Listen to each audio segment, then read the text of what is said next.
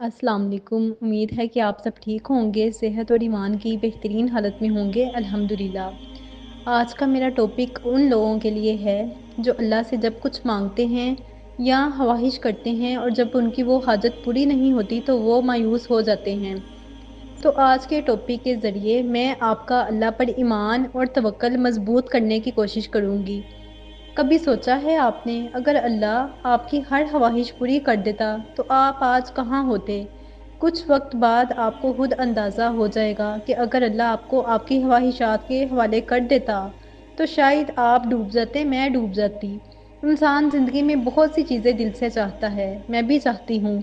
कुछ फ़ैसले अपनी समझ के मुताबिक कर लेता है और कुछ रास्तों को ही अपनी कामयाबी समझ बैठता है। हमें लगता है कि अगर ये ना मिला तो सब ख़त्म हो जाएगा, अगर ये रास्ता बंद हो गया तो हम बिखर जाएंगे।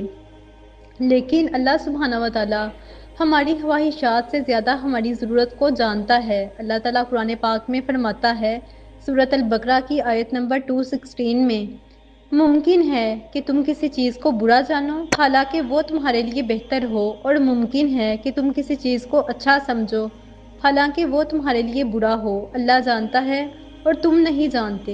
कितनी ही बार ऐसा हुआ कि हम किसी चीज़ के लिए रोए, गिड़गिड़ाए और जब वो ना मिली तो दिल टूट गया। लेकिन वक्त गुजरने के बाद हमें समझ आ गई कि इसी में बेहतरी थी। अगर अल्लाह आपको आपकी ज़िद पर छोड़ देता तो शायद आप गलत रास्ते पर चले जाते, गलत लोगों के साथ जुड़ जाते या ऐसी ज़िंदगी में फंस जाते जहाँ से निकलना आपका मुश्किल हो जाता। अल्लाह की मोहब्बत की सबसे बड़ी निशानी आपको पता है क्या है? यही है कि वो हमें हमारी मर्ज़ी पर नहीं छोड़ता। वो हमारे लिए वही फ़ैसला करता है जिसमें हमारी दुनिया और आखिरत दोनों की भलाई हो, चाहे इस वक्त वो फ़ैसला हमें कितना ही तलख क्यों ना लगे।